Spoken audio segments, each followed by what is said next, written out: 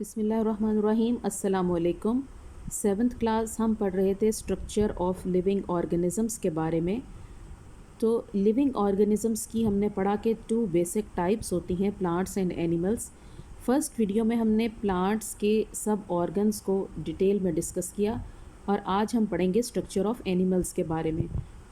तो किसी भी जो एनिमल की बॉडी है, अगर हम उसको देखें तो वो हमें टू डिस्टिंक्ट रीजन्स यानी टू क्लियर रीजन्स में डिवाइड हुई हुई नज़र आती है। एक होता है एनिमल्स की बॉडी में हेड वाला पोर्शन और दूसरा होता है उसका ट्रंक का पोर्शन। हेड वाला जो पोर्शन है उसको हम कहते हैं कि ये फ्रंट या anterior part of the body है। और जो हेड है उसमें उसके अंदर कौन से ऑर्गन्स होते हैं?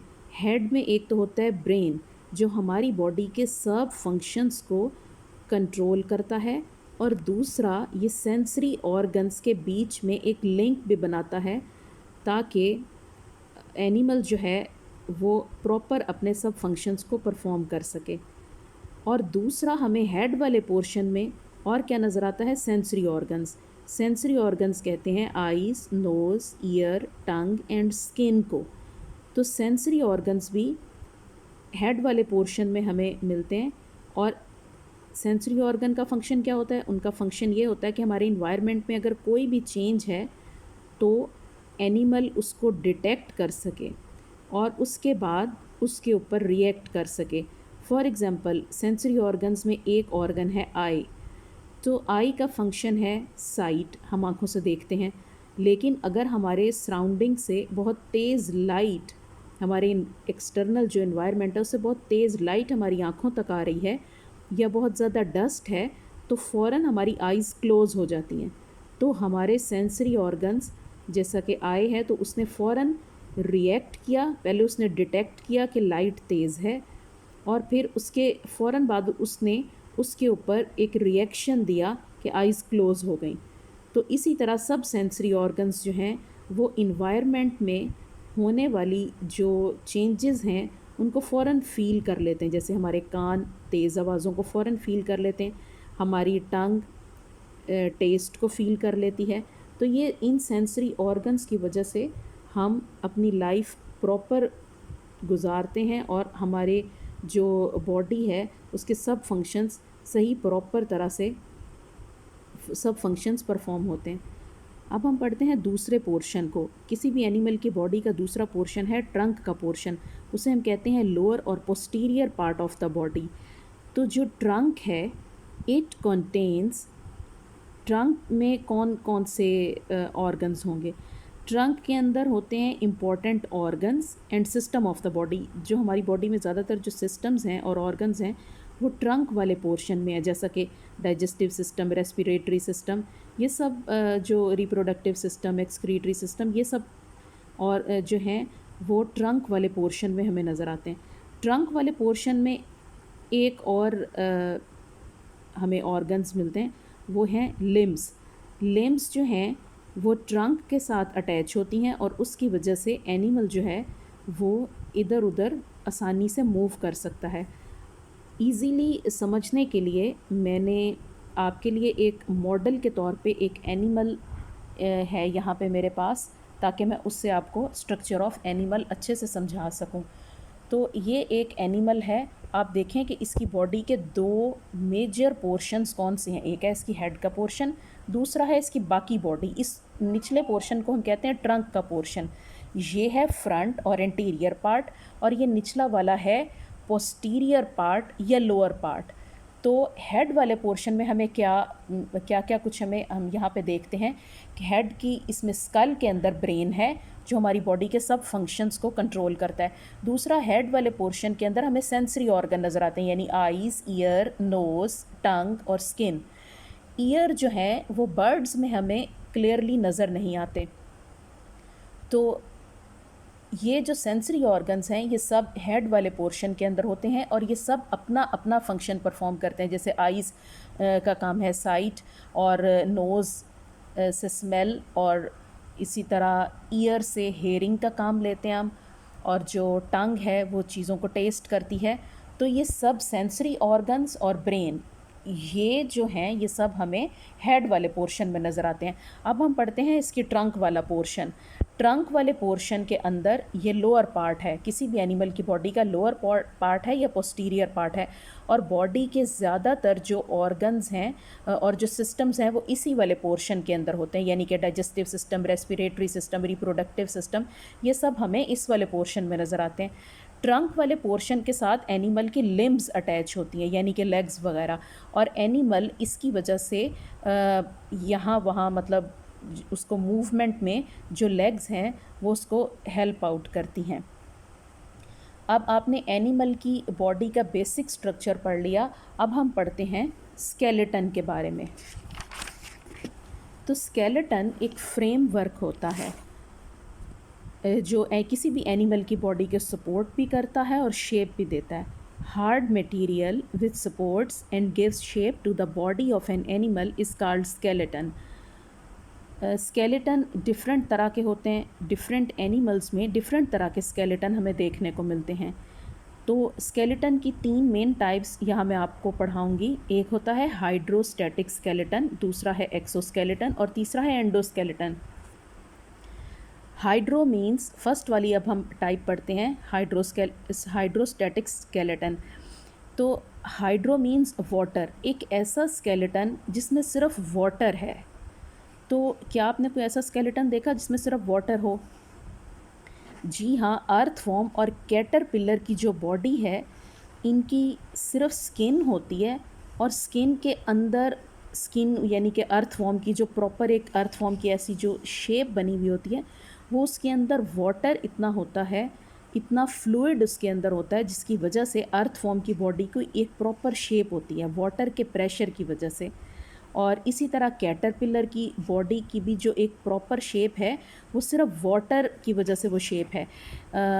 इसकी ना एग्जांपल आप बिल्कुल यूँ समझ सकते हैं जिस तरह आपके पास एक बैलून है और उस बैलून में अगर आपने एयर फिल नहीं की हुई तो उसकी कोई शेप नहीं होती, लेकिन आप जैसे ही उसमें एयर फिल करते हैं तो एयर की वजह से अब जो बैलून है उसकी एक प्रॉपर शेप बन जाती है। जिस शेप का बैलून था वो उस तरह की उसकी शेप बन जाती है। इसी तरह अर्थवॉर्म और कैटरपिलर में भी उनके बॉडी की जो प्रॉपर शेप बनी हुई है वो उनके अंदर वाटर फिल हुआ हुआ है एक्चुअली, उसकी वजह से उनकी जैसी बॉडी की शेप है वो क्लियर हमें नज़र आती है। दूसरी तरह का स्केलेटन होता है एक्सोस्केलेटन। ये स्केलेटन हमें ज़्यादातर वर्टिब्रेट्स, इनवर्टिब्रेट्स में मिलता है। इनवर्टिब्रेट्स मीन जिनके अंदर बैक बोन नहीं होती, या आप और इजीली अगर आप कहें तो ज़्यादातर ये वाला स्केलेटन हमें इंसेक्ट्स में मिलता है। इंसेक्ट्स में ज़्यादातर एक्सोस्केलेटन होता है, या ऐसे एनिमल्स जिनके अंदर बैक बोन नहीं होती उनके अंदर एक्सोस्केलेटन होता है। और ये जो एक्सोस्केलेटन है इसकी मैं आपको थोड़ी सी डिस्क्रिप्शन बताऊं तो अगर आपने इंसेक्ट्स देखे हैं जैसे कि कॉकरोच, एंट वगैरह, इनकी जो स्किन होती है वो इतनी हार्ड और टफ़ स्किन होती है। वो हार्ड और टफ़ स्किन इंसेक्ट्स को एक प्रॉपर शेप देती है। वो जो हार्ड और टफ़ स्किन है जो कि इंसेक्ट्स की बॉडी के ऊपर होती है, हम उसको कहते हैं, उस स्किन को हम कहते हैं क्यूटिकल। और क्यूटिकल है वो किससे बनी होती है? वो काइटन से बनी होती है। काइटन एक ऐसा मटेरियल है जो वाटर प्रूफ होता है, हार्ड और टफ़ होता है। ये काइटन क्या बनाता है? क्यूटिकल बनाता है। और क्यूटिकल किसी भी इनवर्टिब्रेट की, या आप ये कह लें इंसेक्ट्स की बॉडी की आउटर कवरिंग होती है। और इस हार्ड स्किन की वजह से ना जो होते हैं इंसेक्ट्स, उनकी एक प्रॉपर शेप बनी रहती है। तीसरी तरह का स्केलेटन है एंडोस्केलेटन। एंडोस्केलेटन ऐसा स्केलेटन होता है जो किसी भी एनिमल की बॉडी के अंदर होता है। और ये वाला स्केलेटन हमें कहाँ पे मिलता है? ये वर्टिब्रेट्स में मिलता है, यानी कि ऐसे एनिमल्स में मिलता है जिनमें बैक बोन होती है। और ये वाला स्केलेटन किससे मिलके बनता है? ये इसमें बोन्स होती हैं, ज़्यादातर बोन्स होती हैं, मसल्स होती हैं। ये जो बोन और मसल होते हैं ये एनिमल की बॉडी को एक प्रॉपर शेप देते हैं। हमारी बॉडी में भी एंडोस्केलेटन है। हमारी बॉडी की एक प्रॉपर शेप किस चीज़ से बनी हुई है? मसल्स और बोन्स के साथ बनी हुई है। अगर हमारी बॉडी से आप बोन्स और मसल्स निकाल दें तो इसमें ये कुछ भी नहीं, ये एक बहुत बड़े मीट के पीस की तरह हो जाएगा। इसको प्रॉपर हमारी बॉडी को जो शेप मिली हुई है वो किस चीज़ से मिली हुई है? बोन्स की वजह से। अब बोन्स का क्या फंक्शन है? बोन्स हमारे इंटरनल ऑर्गन्स को प्रोटेक्ट करती हैं and help in the movement of the body. Bones की वजह से ही हम मूव कर सकते हैं, और बोन्स हमारे इंटरनल ऑर्गन्स को प्रोटेक्ट भी करती हैं। इंटरनल ऑर्गन्स यानी बोन्स ने हमारे लंग्स को, हार्ट को, किडनीज़ को, ये जो सॉफ्ट हमारे ऑर्गन्स हैं, इनको बोन्स ने कवर कर के रखा हुआ है ताकि उनको कोई नुकसान ना पहुंच सके। कुछ बोन्स जो बहुत लॉन्ग होती हैं वो red and white blood cells भी बनाती हैं। अब आपकी जो 7th क्लास वाली ये बुक है, इसके अंदर हम देखते हैं स्केलेटन की तीनों टाइप्स के बारे में। तो टाइप ऑफ स्केलेटन में फर्स्ट था हाइड्रोस्टैटिक स्केलेटन। ये देखें, उन्होंने एक अर्थ फॉर्म की बॉडी बनाई हुई है, और इसकी बॉडी के अंदर ये जो अर्थ फॉर्म की जो ऐसे प्रॉपर शेप है, ये प्रॉपर शेप किसकी वजह से है? क्योंकि इसके अंदर यहाँ पे सिर्फ फ्लूइड फिल हुआ हुआ है। फ्लूइड ऐसे इसके अंदर समझें, वाटर इसके अंदर भरा हुआ है, जिसकी वजह से इसकी ये बॉडी की एक प्रॉपर शेप है। वरना ना तो अर्थ फॉर्म के अंदर बोन्स होती हैं और ना उसके अंदर मसल्स होते हैं। सेकेंड टाइप ऑफ स्केलेटन हमने पढ़ा एक्सोस्केलेटन। ये ज़्यादातर इंसेक्ट्स के ऊपर होता है, और जो इंसेक्ट्स हैं उनकी बॉडी के ऊपर जो हार्ड कवरिंग है, ये ऊपर वाली ये जो हार्ड कवरिंग है, इस कवरिंग को हम कहते हैं क्यूटिकल। और क्यूटिकल किससे मिलके बनी है? ये काइटन से मिलके बनी है, और उसकी वजह से एनिमल्स, ये जो टफ स्किन है उसकी वजह से इस इंसेक्ट की बॉडी की एक प्रॉपर शेप है। वरना इंसेक्ट्स के अंदर भी मसल्स और बोन्स वगैरह तो नहीं होते, तो उनकी शेप किससे बनी है? क्यूटिकल से बनी है। थर्ड टाइप ऑफ स्केलेटन हमने पढ़ा था एंडोस्केलेटन।